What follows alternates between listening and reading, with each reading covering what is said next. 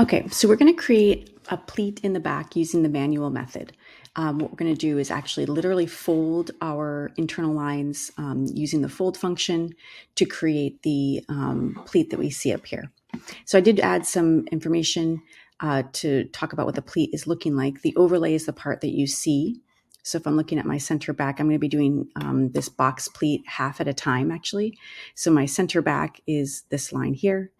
This side segment here represents my outer pleat, which I'm going to set as the angle of 0.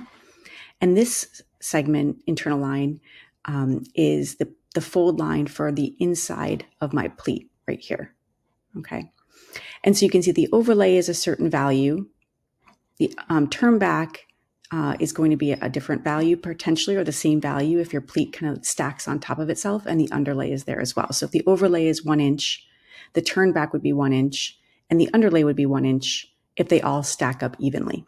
Okay, and the angles are listed here. So we can do this manually by strengthening our piece here so we can see what's going on, and going in, highlighting our lines, and actually looking at the fold angle here. So right now it's 180. If I set that to 0, like I show here, directly,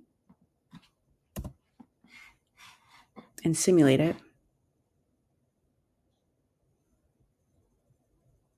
you can see that it begins to fold that in the way that I'm expecting. And because I am mirrored, it's doing both sides at the same time. Okay.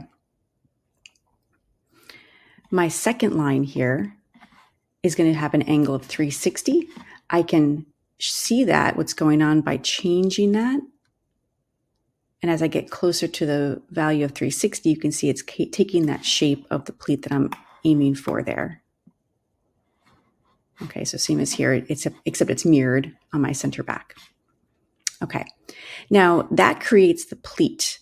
But to sew it, we do need extra segments. And in class, I talked about having a third line here. You don't necessarily need a third line if you're folding these pleats like this, but you do need another segment of the same distance to which you're going to sew. So you can either add a point. These are 1/2 inch segments. So I'm going to add a segment that's 0.5 inches from my other one. And that would be sufficient to create the sewing relationships.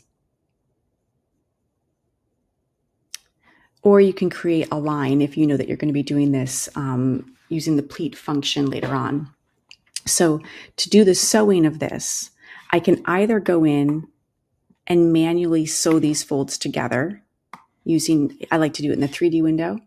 I'm going to segment sew this segment to this segment right here. It's kind of giving me a bit of an issue here. So I'm going to go into my 2D window, making sure that they are not crossing.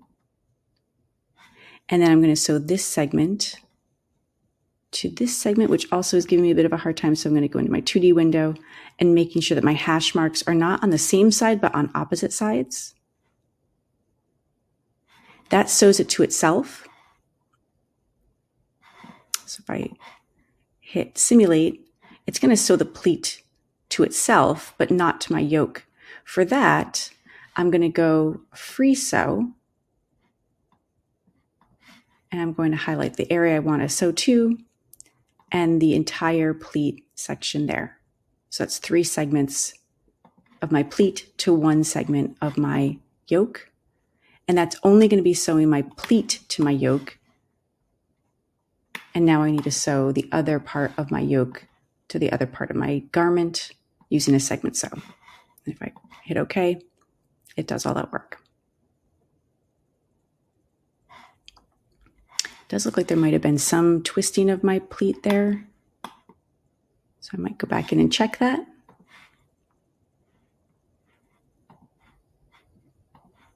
Just checking my sewing relationships.